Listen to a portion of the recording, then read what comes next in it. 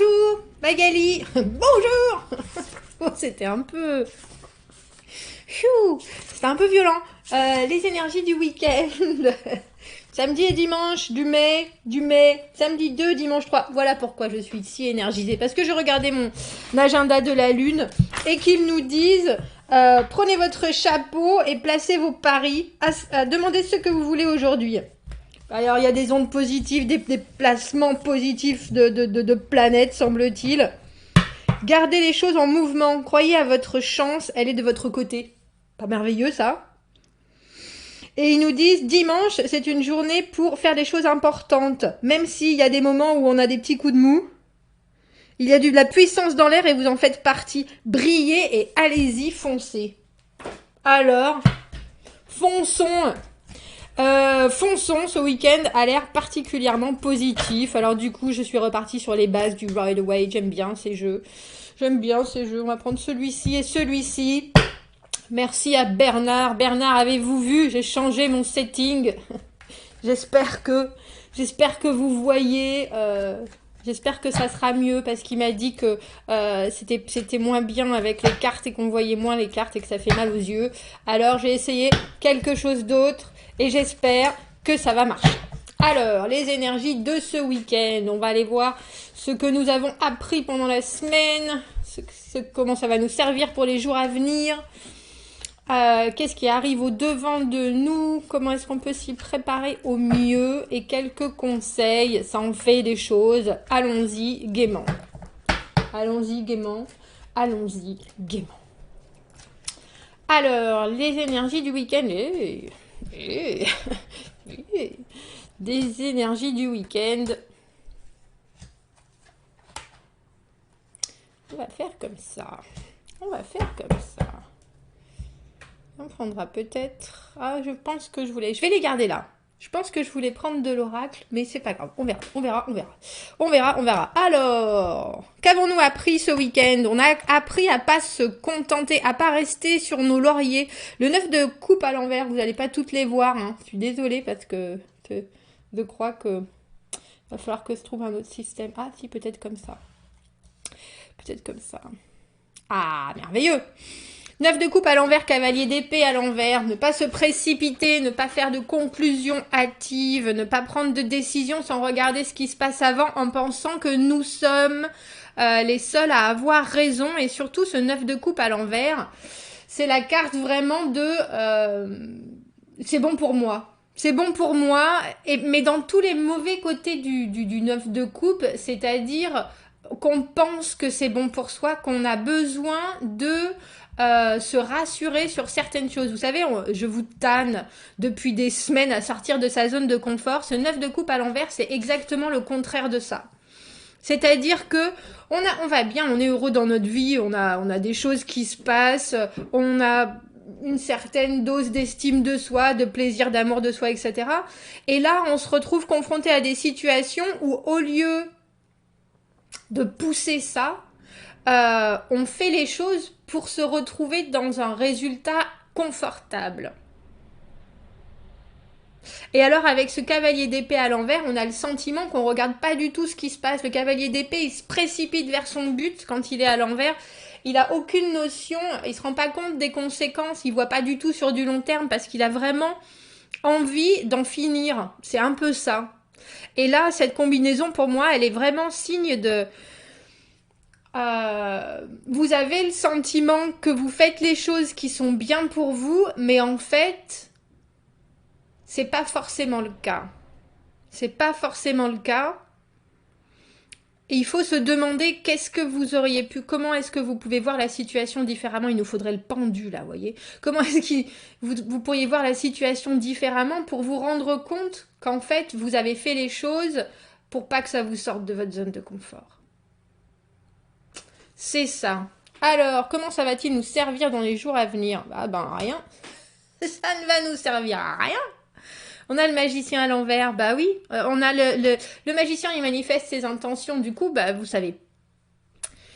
Vous voulez des choses nouvelles. Le magicien veut être capable de mettre en concret, en réalité, ses pensées. D'en haut d'en haut, ce que je pense, les idées, là d'ailleurs, en bas, au concret, à la terre, du ciel à la terre. Il est là pour manifester ses intentions et puis surtout, il a tous les éléments en main pour réussir à voir comment est-ce qu'il va faire de tout ce qu'il connaît de lui et de toutes ses possibilités quelque chose de concret. Et là, ben, j'ai le sentiment, malgré tout, que vous avancez pas plus que ça. C'est pas très positif, on a espéré que ça soit un peu plus positif pour la suite. Il faut que j'arrive à tourner ça d'une façon... à tourner ça d'une façon différente. Vous commencez à bien vous connaître. Vous commencez à bien vous connaître. J'ai le sentiment que c'est peut-être ce week-end qu'il faut essayer, avec votre nouveau vous, de vous projeter un peu. De vous projeter un peu, de vous dire que c'est pas le plaisir instantané que vous a donné cette combinaison-là, c'est-à-dire foncer vers quelque chose, une libération, les épées, c'est toujours très tranchant, une libération particulière. Qu'est-ce que vous avez raté? Qu'est-ce que vous n'avez pas vu? Qu'est-ce que si vous aviez fait les choses différemment, vous auriez pu ensuite développer? Je pense que c'est surtout ça. Parce que là, avec ce que vous glanez en fait de ce qui s'est passé, et avec ce que vous avez toujours en main, vous êtes porté vers l'avant. Le magicien, le battleur, une des premières cartes du tarot, il a besoin d'exprimer. Il y a toujours cette idée d'exprimer, mais pas d'exprimer comme il le faut. Mais j'ai le sentiment que c'est envers vous-même. Vous n'arrivez pas...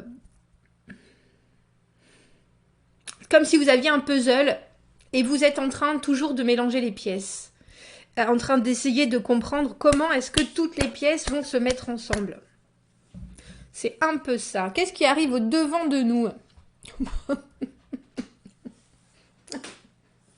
Bon, ben voilà. Hein. Le 10 d'épée. La fin de quelque chose. Là, il y a, ce qui est bon dans le 10 d'épée, c'est qu'il n'y a pas pire. La compréhension de quelque chose. Les épées, hein, les pensées. Les pensées,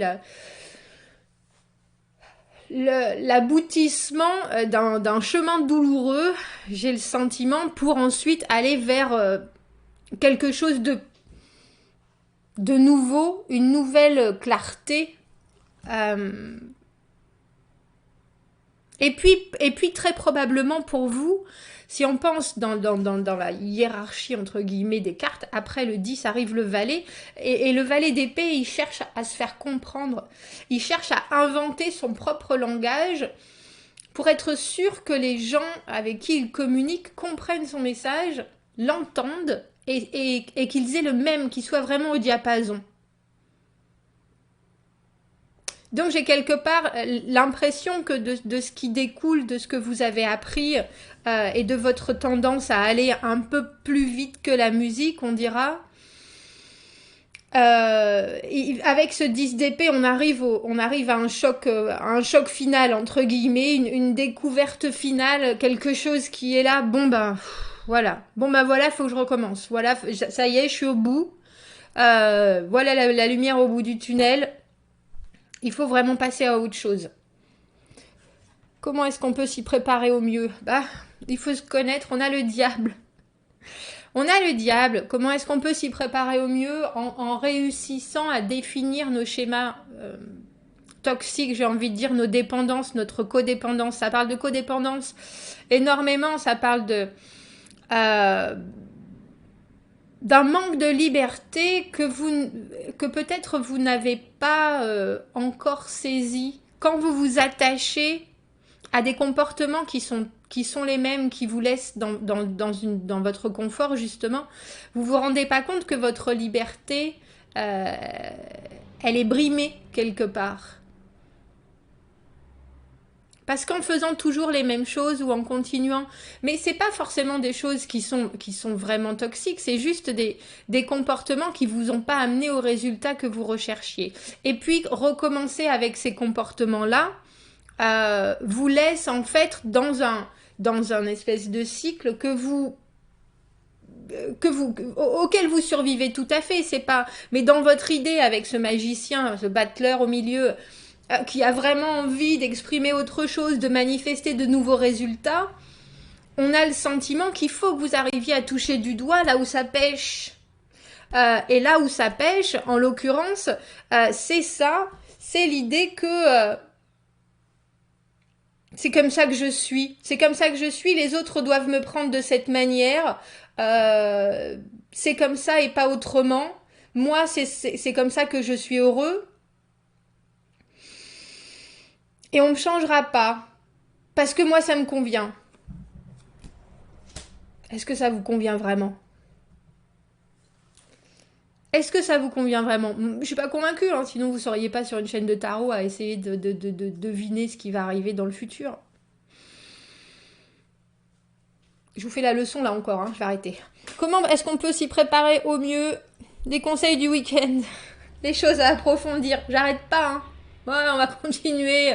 Allez, le 10 de denier, le beurre, l'argent du beurre, le sourire de la crémière. Vous savez, cette carte de l'engagement à deux, mutuel ou tout seul, sur une route qui nous emmène exactement où on veut aller. Définir ses objectifs sur du très long terme. Sur du très long terme. Je regardais, je lisais des informations sur l'impatience. Et puis, il y a un monsieur qui définissait l'impatience comme le fait que on ait l'impression que plus tard, que ce qui va arriver, ce qui doit arriver, sera mieux. Sera mieux. C'est pour ça qu'on a absolument envie que ça arrive, qu'on oublie de vivre dans le présent, qu'on oublie de regarder ce qu'on a acquis, ce qu'on a atteint. Il y a une différence entre se fixer des goals, se fixer des objectifs sur du long terme et s'y tenir, s'engager à avoir des comportements qui sont nouveaux et qui vous impliquent et vous investissent totalement.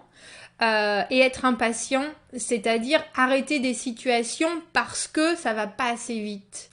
Et il y a quelqu'un qui donnait des conseils en disant on est impatient, une des choses à faire, une des astuces, c'est d'essayer de voir les côtés négatifs de quand cette situation qu'on attend tellement arrivera. Qu'est-ce qu'on perd de notre présent en s'engageant dans autre chose? Et j'ai bien aimé cette idée. C'est pour ça que quand on dit conseil du week-end, les choses à approfondir, approfondissez ce que vous voulez personnellement dans votre vie. Ajoutez-y ce que vous attendez avec autant d'impatience et regardez ensuite le mix des deux, les choses qui soudainement vont être différentes et ce que ça va vous amener. Parce que vous idéalisez, vous voyez le positif de cette nouvelle situation, mais le positif de votre situation maintenant. Et ensuite, les compromis et tous les désavantages que cette situation-là, que vous attendez tellement avec tant d'impatience, elle apportera à votre vie. Grand changement. Alors, qu'est-ce que on avait... Ah ben, voilà. Soyez clair avec vous-même. Alors, je voulais mettre un oracle. En fait, il n'y avait pas besoin. Il n'y avait pas besoin d'un oracle. C'était bien ces deux cartes. Le conseil, c'est le bonheur. Il faut que... Le bonheur, ça peut pas être un objectif. Le bonheur, c'est tous les jours, à la minute même. C'est-à-dire qu'il faut apprécier ce que vous créez dans la vie. Il faut que vous soyez vous-même créateur de votre bonheur et pas que vous le mettiez sur les épaules d'une autre personne qui vous apportera ce bonheur-là. Ça n'existe pas. Ce n'est pas vrai. Ce n'est pas vrai. Et regardez les choses très honnêtement, avec la justice, tranchez, rendez-vous compte que ce que vous amenez dans une relation, vous le récupérez. Ce que vous amenez dans un travail, vous le récupérez. Et si c'est pas le cas, barrez-vous. Tranchez avec la justice. Soyez honnête vis-à-vis de vous-même et essayez de ne pas idéaliser les choses qui doivent vous arriver dans le futur. Voilà, voilà. Leçon de morale, ça, c'est fait pour le week-end. Hein? Je vais vous laisser. N'hésitez pas à commenter. Je trouve assez phénoménal ce tirage, je dois vous dire. Parce que les conseils du week-end, les choses à approfondir avec le diable, allez-y. Allez farfouiller dans ce qui vous dérange. Demandez-vous pourquoi vous en êtes là, mais mettez-vous en cause. Personne d'autre. Vous-même. Et regardez les choses d'une façon honnête. Qu'est-ce que j'attendais? Est-ce que j'attendais trop? Est-ce que je me suis mal exprimée? Est-ce que j'ai été trop vite? Bref, j'espère que ce week-end, il a l'air gavé d'énergie, comme on disait dans le sud. Profitez-en. Profitez-en parce qu'on dirait qu'il y a de bonnes choses qui sortent. Si vous arrivez à être très honnête avec vous-même. Très honnête avec vous-même. Voilà, commentez, n'hésitez pas. Abonnez-vous à la chaîne si ça vous parle. Aimez la vidéo si ça résonne. Si vous avez besoin d'un tirage privé, vous avez mon adresse email dans la petite boîte de dialogue juste en dessous. Et Bernard, dites-moi si c'était mieux. Si c'est mieux. Je vous dis à très bientôt. Au revoir.